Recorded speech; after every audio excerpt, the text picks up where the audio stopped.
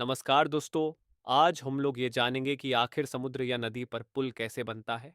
समुद्र या नदी पर पुल बनाना एक जटिल प्रक्रिया है जिसमें कई चरण और विभिन्न इंजीनियरिंग तकनीकें शामिल होती हैं। यहाँ इस प्रक्रिया का संक्षिप्त विवरण है। एक, योजना और डिजाइन संभाव्यता अध्ययन। इंजीनियर साइट की स्थिति, पर्यावरणीय प्रभाव और पुल परियोजना की आर्थिक व्यवहार्यता का मूल्यांकन करते हैं। इसमें नदी या समुद्र की जल विज्ञान, मिट्टी की स्थिति और यातायात की आवश्यकताओं का अध्ययन शामिल है। डिजाइन, पुल का डिजाइन तैयार किया जाता है जिसमें पुल के प्रकार जैसे suspension, cable stayed, arch, load की आवश्यकताएं, स्पैन की लंबाई और पर्यावरणीय विचार शामिल होते हैं। उन्नत कंप्यूटर मॉडलिंग और सिमुलेशन का उपयोग करके संरचना का डिजाइन किया जाता है और यह सुनिश्चित किया जाता है कि यह पर्यावरणीय बलों जैसे हवा, लहरों और भूकंप को सहन कर सके। तो साइट तैयारी, सर्वेक्षण, साइट का विस्तृत सर्वेक्षण किया जाता है ताकि क्षेत्र का मानचित्रण किया जा सके और पुल के नींव के लिए सटीक स्थान निर्धारित किया जा सके। पर्यावरणीय प्रभाव आकलन, स्थानीय वन्य जीवन, जल गुणवत्ता और पारिस्थितिक तंत्र पर प्रभाव को समझने और कम करने के लिए आकलन किया जाता है। इसमें परमिट प्राप्त करना और नियमों का पालन करना शामिल हो सकता है ताकि पर्यावरणीय क्षति को न्यूनतम किया जा सके। सफाई और ग्रेडिंग, निर्माण स्थल को वनस्पति से साफ किया जाता है और निर्माण के लिए भूमि तैयार की जाती है। नदियों पर पुलों के लिए यह अक्सर तलछट और मलबे को निकालने के लिए ड्रेजिंग शामिल हो सकता है। 3, नींव निर्माण पाइलिंग, पानी पर पुलों के लिए गहरे नींव की आवश्यकता होती है। पाइल्स या कैसन्स को बेडरॉक या गहरे तलछट में ड्राइव किया जाता है ताकि एक स्थिर आधार प्रदान किया जा सके। पाइल्स लंबे कंक्रीट या स्टील के कॉलम होते हैं जो पुल के लोड को सहन करने के लिए जमीन में डाले जाते हैं। फुटिंग्स और पियर्स, पाइल्स पर कंक्रीट के फुटिंग्स या पियर्स बनाए जाते हैं जो पुल के सुपरस्ट्रक्चर को समर्थन देते हैं। गहरे पानी में अस्थायी संरचनाएं जैसे कोफर डैम का उपयोग इन नींवों के निर्माण के लिए एक सूखा कार्य क्षेत्र बनाने के लिए किया जा सकता है। 4, सुपर स्ट्रक्चर निर्माण, पियर निर्माण।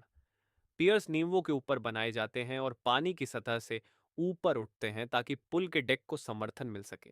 पियर्स का प्रकार और डिजाइन पुल के डिजाइन और पर्यावरणीय परिस्थितियों पर निर्भर करता है। डेकिंग, पुल का डेक, जो पुल की सतह होती है जहां वाहन या पैदल यात्री यात्रा करते हैं, का निर्माण किया जाता है। यह प्रीकास्ट कंक्रीट सेक्शन का उपयोग करके किया जा सकता है या साइट पर कंक्रीट डाला जा सकता है। लंबे स्पैन के लिए डेक के सेक्शन अक्सर साइट से बाहर इकट्ठे किए जाते हैं और पुल स्थल पर लाए जाते हैं। सपोर्ट्स और केबल्स, सस्पेंशन और केबल स्टेड पुलों के लिए केबल्स या रस्सियों को डेक का समर्थन करने के लिए स्थापित किया जाता है।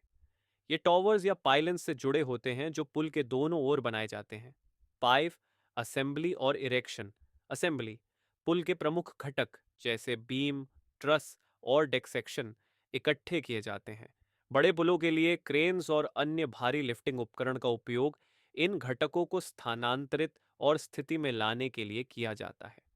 इरेक्शन, इकट्ठे किए गए घटकों को स्थिति में लाया और रखा जाता है। इसमें पुल के सेक्शन को स्थान पर उठाने के लिए क्रेन्स या अन्य विशेष उपकरणों का उपयोग शामिल हो सकता है।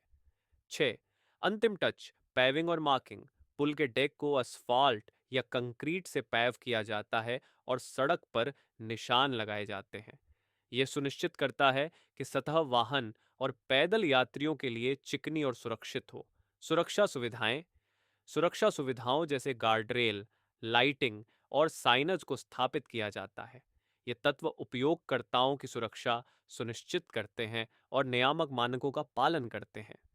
टेस्टिंग, पूरा पुल सख्त परीक्षण से गुजरता है ताकि यह सुनिश्चित हो सके कि यह सभी डिजाइन विशिष्टताओं और सुरक्षा मानकों को पूरा करता है। इसमें लोड टेस्टिंग और निरीक्षण शामिल हो सकता है। साफ्ट, मेंटेनेंस, निरीक्षण, पुल की स्थिति की निगरानी के लिए नियमित निरीक्षण किए जाते हैं और किसी भी पहनने और आंसू को संबोधित किया जाता है। यह पुल की दीर्घकालिक सुरक्षा और कार्यक्षमता को सुनिश्चित करने में मदद करता है। मरम्मत, आवश्यकतानुसार नियमित रखरखाव और मरम्मत का कार्य किया जाता है ताकि किसी भी मुद्दे को संबोधित किया जा सके और पुल की आयु बढ़ सके। तो अभी तक हमने जाना कि समुद्र या नदी पर पुल का निर्माण सावधानीपूर्वक योजना, डिजाइन और निष्पादन की प्रक्रिया है। इसमें साइट की स्थिति का आकलन, पुल का डिजाइन, नींव का निर्माण, सुपरस्ट्रक्चर का निर्माण और पैविंग और सुरक्षा सुविधाओं के साथ समाप्ति शामिल है। प्रत्येक चरण में विशिष्ट इंजीनियरिंग तकनीकों और उपकरणों की आवश्यकता होती है ताकि पुल सुरक्षित, कार्यात्मक और टिकाऊ हो सके। आई होप कि ये वीडियो इन्फॉर्मेटिव रहा। अगर आपको मेरा वीडियो अच्छा लगा तो please like and subscribe my channel dude dictionary. Signing off.